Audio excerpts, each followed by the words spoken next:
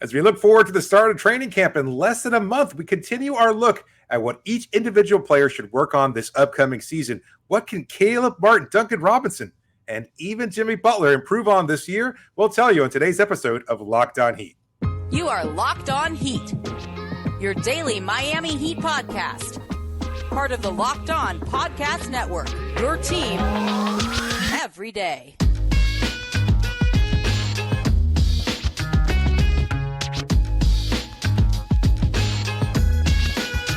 All right, welcome to Locked On Heat, your daily podcast on the Miami Heat. However you might be tuning in, YouTube, Odyssey, or your favorite podcast app. Thanks so much for making Locked On Heat your first listen every day.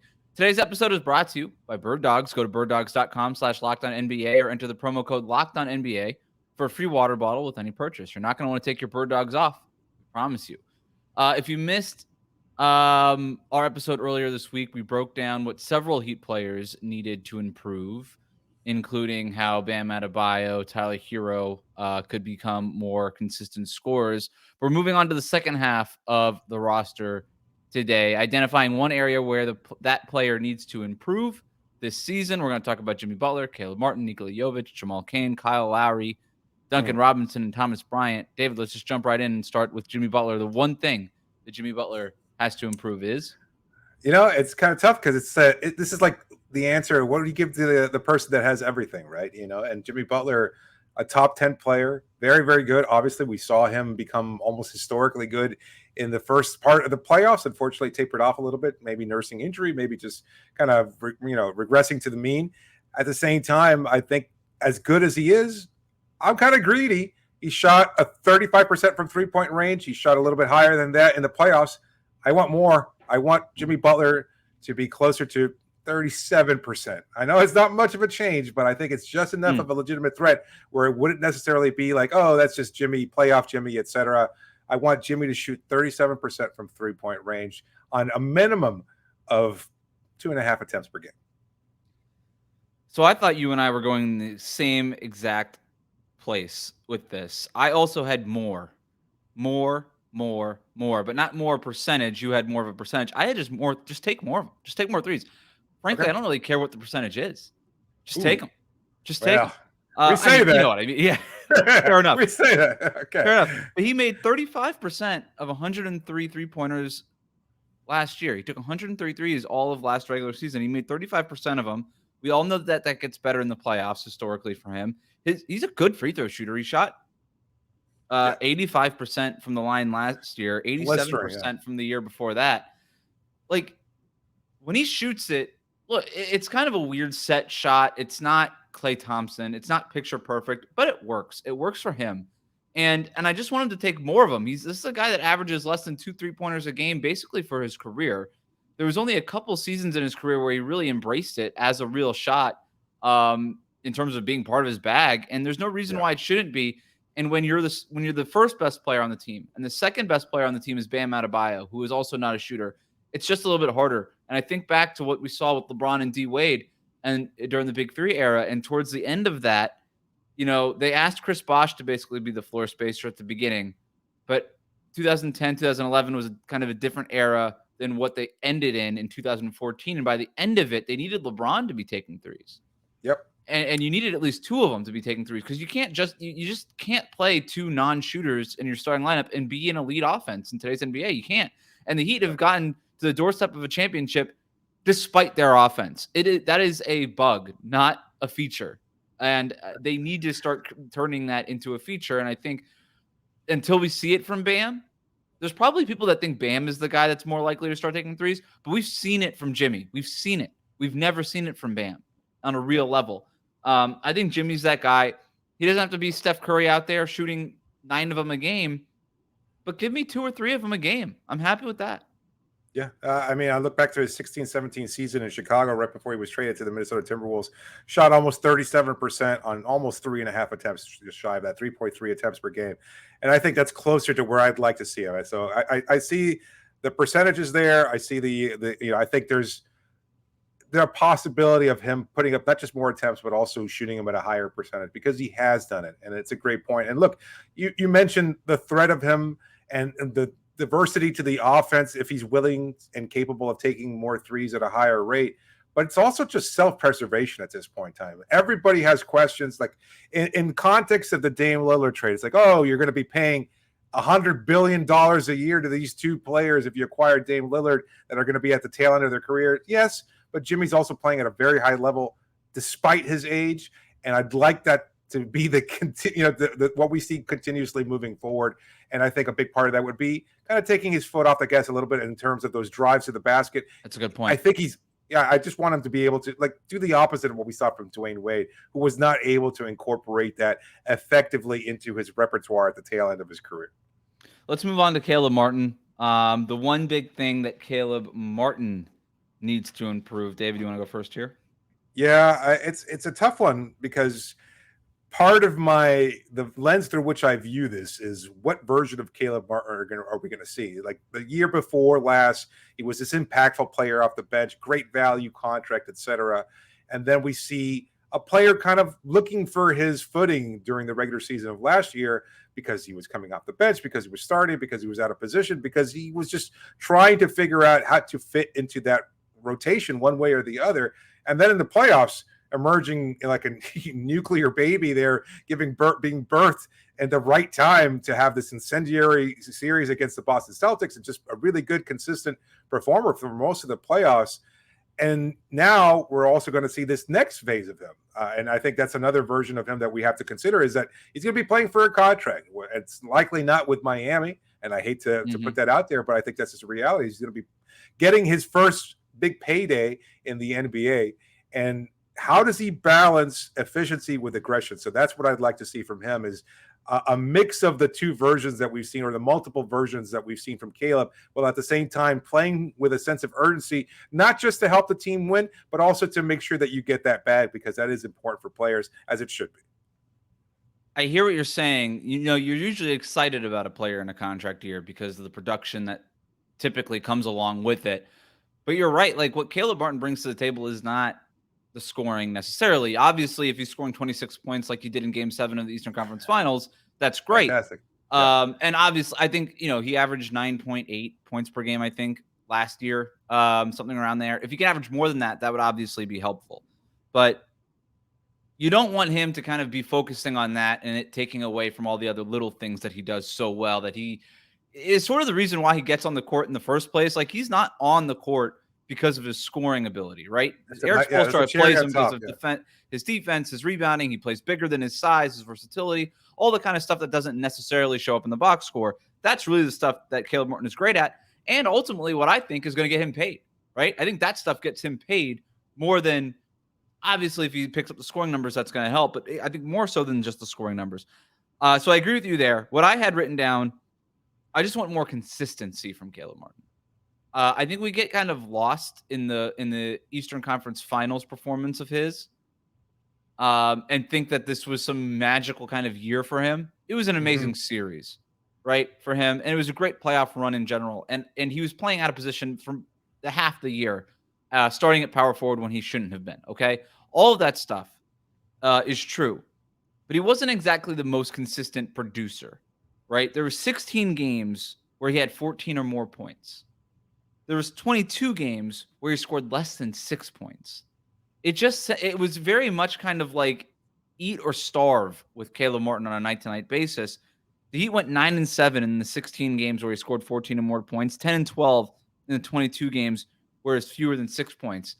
They're a winning team when he scores points. They're a losing team when he doesn't really contribute, right? And again, I don't want to harp on just the scoring numbers here. I don't think that that's what's going to get him paid, but he needs to do something. He can't have those nights where it's like 1 of 4 from 3-point range and 3 points. Like that's just not going to do it. Miami's offense doesn't have that prolific score to help balance that. You can't have a negative offensive asset out there, which is basically what Caleb was reduced to at times. Now might change with Damian Lillard, and maybe we'll see. If Miami does lock in Lillard, can Caleb afford to just be that glue guy, that energy guy, that high level role player where he's making plays with his passing, his defense, and things of that sort? That remains to be seen. But again, the trade has to be finalized before we can project that far ahead. A couple of guys that could be involved in that trade. We're going to talk about them next. Specifically, Nikola Jovic. Will his World Cup performance prove that he's ready for a bigger role. We're going to talk about that next here on Locked On Heat.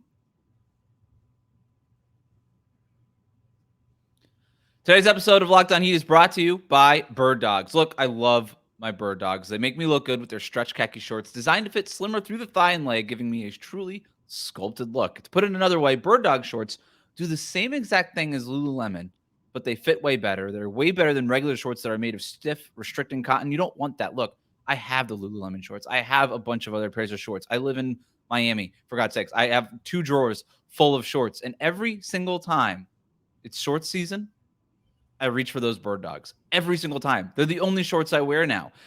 Bird Dogs uses anti-stink, sweat-wicking fabric that keeps me cool and dry all day long. I can wear them to the golf course, to the pool, in the pool, to the beach, in the ocean. Anywhere I go, I wear to Publix, wherever for my shopping. I wear them everywhere. Trust me, you got to get yourself a pair. Go to birddogs.com/LockedOnNBA or enter the promo code LockedOnNBA at checkout for a free Bird Dogs water bottle with your order. That's birddogs.com/LockedOnNBA for a free water bottle at checkout.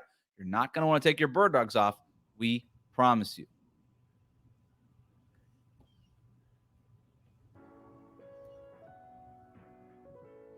Thanks for making Locked On Heat your first listen every day. Make sure that you're subscribed on YouTube and your favorite podcast app every day, or tune in later this week as we start our player season previews. We're going to focus on Tyler Herro and Kyle Lowry and how that situation can play out if the Heat don't trade for Damian Lillard before the start of the season. We got a bunch of fun topics that we're going to be hitting, categories throughout that series. You're not going to want to miss that. All right, but let's move on to our podcast here. One thing that every Heat player needs to improve. Let's move on to Nikola Jovic. We did a deep dive on Jovic's World Cup performance last week, David, and he's only, since we've recorded that, continued playing well for Serbia, who's playing awesome right now in the World Cup. Are they still in it? They weren't eliminated. They're still in it. They won this morning, yeah.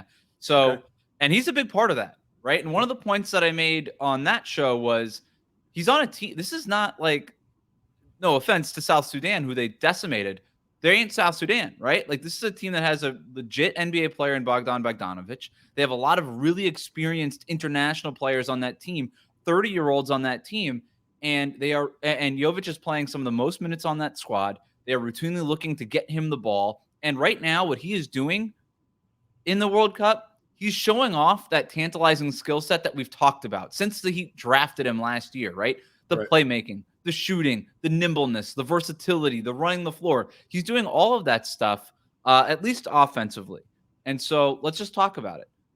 What's the one thing that you think he needs to improve, even after we've seen how impressive he's been in the World Cup? Can I just add as an aside, it's really nice seeing Blazers fans kind of come around and seeing like a tweet posted with Nikola Jovic already inserted into a Blazers uniform as member of the starting lineup. Like, wait, I don't know, fake uniforming him. Yeah. I don't know. Again, I think the tweet was, who's stopping this starting five with Jovic at center? So it's not. It's completely 180 to who the hell is this guy to like. Wow, we can't lose with him. Starting five with Portland. Yeah, with Portland and Tyler Herro. Tyler Herro's in there too. So again, it might be half a Tyler Herro, Jovic, like Nasir Little. Jeremy Grant. I think Anthony Simons, and I can't recall the fifth starter there. But it doesn't really matter. It's just like even my co-host on Locked On NBA, Matt Moore, we've been joking all summer long about Nikola Jovic being really good. It's like, oh, he's not much of an asset, and now kind of everybody's kind of saying, you know what? Yeah, he actually seems like a pretty good NBA player. So my summer agenda has come full circle, and so in terms of what he needs to improve, nothing. He's a perfect player. Take him, Portland. This is the centerpiece. You were looking for a blue chipper, you got him. Exactly. The defense is the easy answer, which is why I'm not going to use it. The 3-point shooting. I think the 3-point shooting. I want to see him shoot consistently at an elite level. We talked about it during our episode on Jovic's strong performance in the World Cup.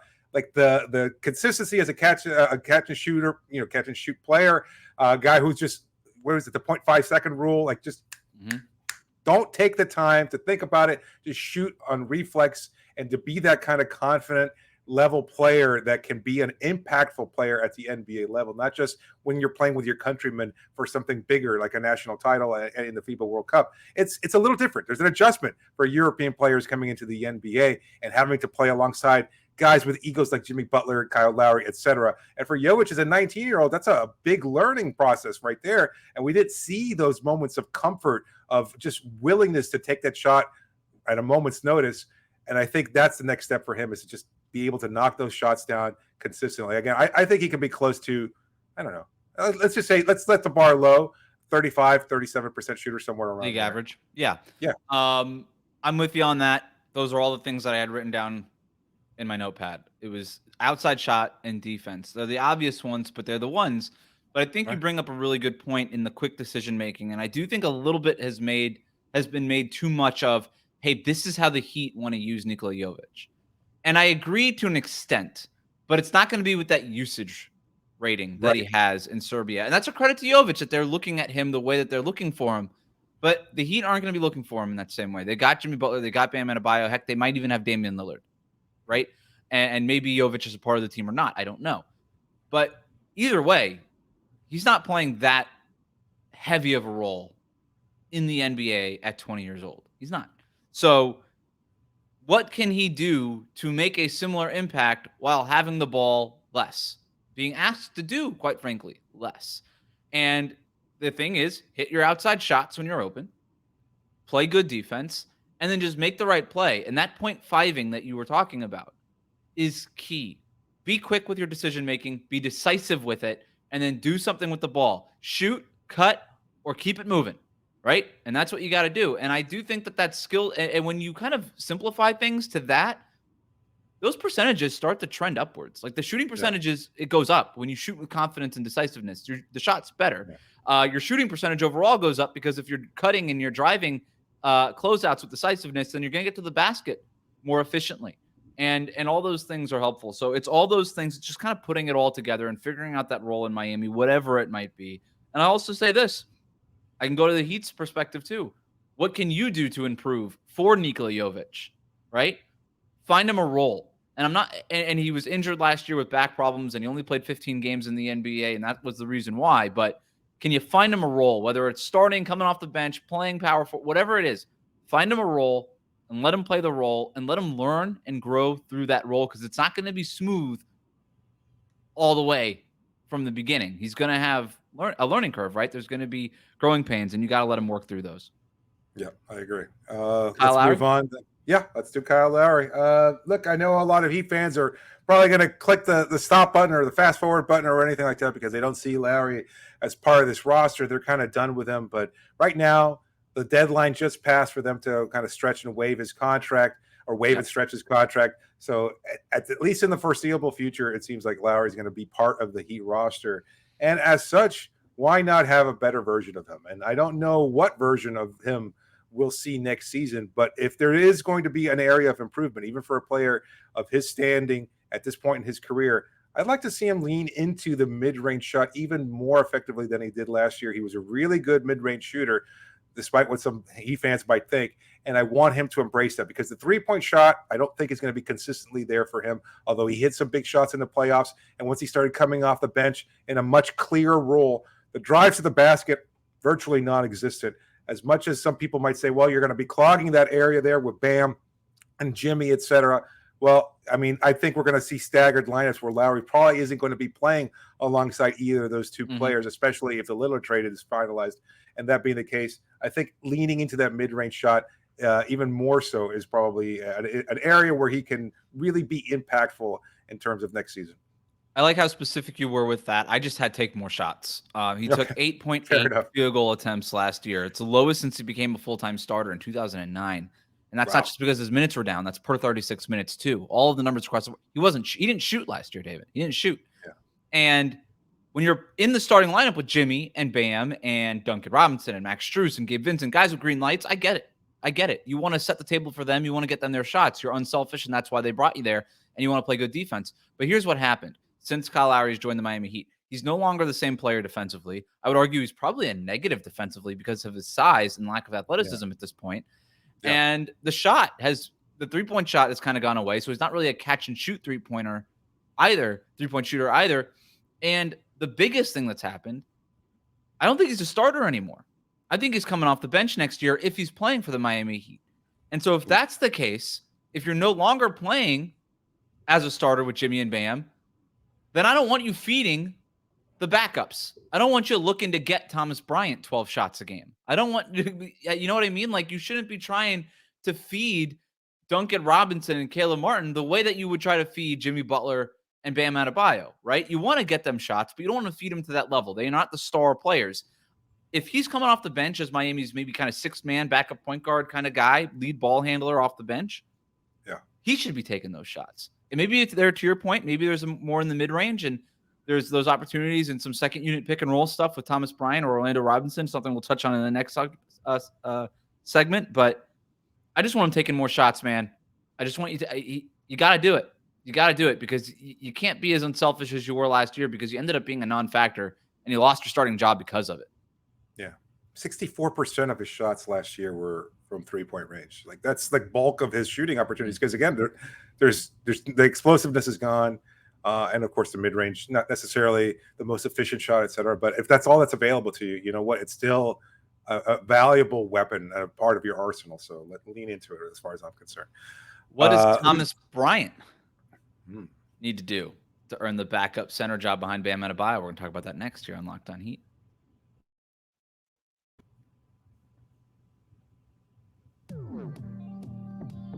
Welcome back to Locked On Heat. Thanks for making us your first listen every day. Every day, or tune in later this week as we start our player season previews. We're going to focus on Tyler Herro and Kyle Lowry. What Cheesecake Factory dish they are.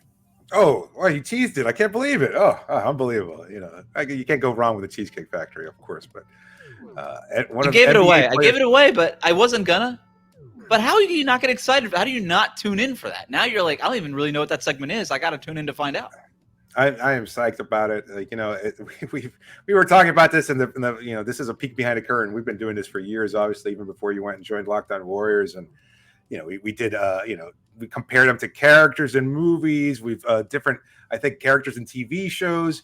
And perhaps, as we talked about earlier, you know, our peak comparing Heat players to chain fast food restaurants. That was peak radio right there. Really, really good stuff. And here peak we are leading into radio. Yeah.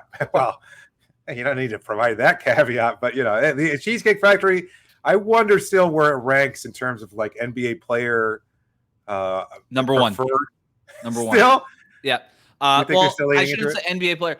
It's bigger in college sports because all these college towns have Cheesecake Factories because that's where your parents take you every time they come into town. Good point. And so every single university town, every college town has a Cheesecake Factory near it for that reason. And so they're prevalent every time you're on the road. If they opened one in Gainesville. Basketball player, and go ahead. They opened one in Gainesville when I was living there, and it was like the hot spot, you know. That lines out the door. And I went to a wedding in the Bay Area recently, and we got off the plane, took an Uber to the hotel, and it was out in Pleasanton. For people that might be listening that might know where that is. And there's a mall near there, and the only thing that we could eat was the Cheesecake Factory. And you know what? I wasn't upset about it. It was my first time at Cheesecake Factory in quite a while. Sat at the bar, and I had one of the worst espresso martinis I've ever had. But other than that, it was a good time. Other than that, it was a good time. It sounds like it's always a horrible combination. Espresso and martini? It's delicious. Oh, really? I'll take your word for it. I'll never order it. I mean, look, I like a nice espresso flavored, you know, dark beer, but I'm not mixing it with a martini. I don't know. That seems. I mean, there's no. It seems like you're walking a line. No, it still seems like you're walking a line. Espresso and vodka. All right, man. Hey, to each your own. I guess it's okay. All right. Duncan Robinson. Let's talk about Duncan Robinson. What's the one thing that he needs to improve, David? You know, we saw glimpses of it where he was like almost downright lethal in the playoffs, and it added such a different aspect to his game. But I want to see him lean into that creator passing role because in pick and roll situations, he had such a nice chemistry with Bam Adebayo, as he always has. And it was just an added wrinkle that defenses were not expecting at that postseason level. Like, you don't see Duncan a lot. He doesn't get a lot of playing time, perhaps during the regular season. You're worried about him and his incredible three-point shooting, whether he's knocking him down or not. The threat, the gravity is still there as a shooter. But why not add something to it? I wrote about this last year, and we saw it here in spurts every once in a while during the regular season. He was incorporating that floater to diversify his repertoire a little bit. Change it completely. Not just a scorer, but now you're going to become a playmaker and passer as well. I'd like to see him improve on that. That's a great one. Don't disagree with that. I have written down here just the fouls, and this is more building on that playoff run. I think the understated thing about his playoff run, everybody focuses on the three-point shooting that peaked up from, 37% to 44% in the playoffs. Obviously, you need to continue shooting at top 1% in the NBA level, right? You need to be world-class at shooting. You got that goes without saying. But I like the understated thing was that the fouls came down. The reason that Duncan Robinson was not on the court was less the three-point shooting slumps. And it was more just the constant fouling. He was averaging 4 fouls per 36 minutes during the regular season. In the playoffs, and I kept trying to point this out as much as I could, that number went down to 3.1 fouls per 36 minutes. Now, it doesn't sound like a lot, but trust me, it is. It's a huge difference. Because it's about when you pick them up. Like we're seeing with Jaren Jackson now for Team USA. If you haven't watched it, it's like, Defensive Player of the Year, my ass. He picks up a foul within the first minute and a half of play. And next thing you know, he's a non-factor out there because he's not doing anything else. And I know that's FIBA rules and everything else like that. But it's the same thing with Duncan. It's like you can't leave your elite shooter out there who's a negative on defense if as soon as he's out on the floor, he picks up a ticky-tack foul for no reason. And I'm glad he brought it up because he did really cut that out. You've been consistent about that point of playoffs. Availability being the primary ability, right? And there he was. He was out on the floor long enough to make an impact because he didn't get that quick hook because he didn't put himself in foul trouble. And then you get to explore those other parts of your game, the playmaking stuff, the floater, and all these things because you're on the floor. You get just more room to explore. You get more room for activities. You know what I mean? And you need to stay on the court. And talking with Duncan and talking with people around Duncan on it. The fouling was the thing that they were most thrilled about. It was like, wow, because it wasn't just like by chance not fouling. It was like, it was a concerted effort. It was something that they had been working on for years. And it feels like in the playoffs, things started to take a turn. And I think this is going to be a big year for Duncan Robinson, if he's, of course, still with the Miami Heat. But let's move on to, let's do Jamal Cain here. What do you have? This one's tough. Yeah, he seems like first of all, he didn't really get much opportunity, and whatever garbage minutes he did play didn't seem like they were significant enough to really take anything from there. Yeah. But we know that if you're a player that's on the fringes, you're a young player looking for a contract, etc., the way to Spo's heart is always going to be defense. And so for Cain, I want him to use that elite wingspan, the athleticism, to be a disruptor on defense. That's where I see him being impactful. We'd love for him to be able to knock down the corner three or to use that athleticism to sky to the rim, etc. But in the absence of that, because we know that we're not going to get that consistently from a young player still in development, it's bust your ass on defense and make it noticeable so that Eric Spoelstra has no choice but to play you. If we're worried about Miami's depth next season because who knows what they have to give up in a trade, then you've got to find a way to stand out and be an impactful player. We saw it with Caleb Martin. I talked about it before. It's defense for Jamal Cain. That's what he needs to be best at. You're probably right. I just think I hear a book coming. When you're buried behind Caleb Martin and Haywood Highsmith on the depth chart, you're not going to be better defensively than those guys. The reason I say you're probably right is you got to be good enough defensively to play, but you're not going to be better than them to earn minutes over them. So what can you do? You're not going to be better than Caleb Martin, so forget that. He shot 37.5% on threes in the G League last year. If he could be better as a three-point shooter than Haywood Highsmith, maybe there's a world where he's getting those minutes and Highsmith isn't. And Highsmith, I think we talked about him last week. Like his outcome is like not playing and maybe starting. Like it is crazy an outcome for him. And the thing we talked about with him is improving as a three-point shooter. If that improvement from the corners on those corner threes for Highsmith does not come, that could be the way Jamal Cain can go ahead and steal those minutes. That said, I don't really know what he does well. He doesn't play. I don't know what he does, David. And you got to be good at something as an NBA player. Right. And I like Jamal Cain. I love the work ethic. I love the attitude. I love the athleticism. I love the length. I love all of it. I don't know if he's an NBA player. I just don't. I don't know it. I'm not saying he's not. I just don't know it. So show Shades me of what. KZ Apollo, right? Yeah, show me what you do at an NBA level. Show me what you do. Is it shooting? Is it cutting? I would like to see him cut off the ball and find ways to get to the basket that way. Can you become an elite off-ball cutter? Because he's got the athleticism to be that. Be a lob threat, the way that the Heat just don't have a lot of, right? Be that guy. And then obviously you got to be good enough defensively to get on the court in an NBA game too. So just show me something that you do at an NBA level. Last one is Thomas Bryant. David, this one's really easy for me. What is it? It's defense. It's defense. Offensively, it's there. This dude scored 31 points in a game for the Lakers. He is capable of big offensive nights. He's a 36% career three-point shooter. This dude, when I say tantalizing, the skill set is tantalizing. And every team talks themselves into signing Thomas Bryant, and we're going to fix Thomas Bryant, and we're going to make him a rotation backup center in the NBA. And he starts and he starts off hot, and then by the end of his tenure with the Lakers, the Nuggets, whatever team he's playing for, he ends up being out of the rotation and off the team. And that's because defensively, he's one of the worst centers in the NBA. And that is not hyperbole. You look at the stats. He graded out as one of the worst rim protectors in the league per B-Ball Index, who we have stats from. He was the 6th worst defender among all centers overall.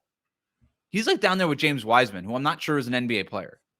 Like, it's really bad.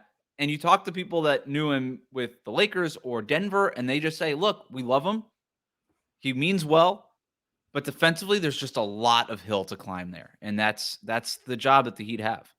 Yeah, I think that's well said. I don't really want to add anything to it, but for the sake of this show, I think it's worth exploring another possibility. And when I was thinking about this specifically about Bryant, like what do I want to see from him as a Heat center, a backup center likely, and I can't help but shake the ghost of Dwayne Dedmon out of my head there, and it's just like, be anything but Dwayne Dedmon.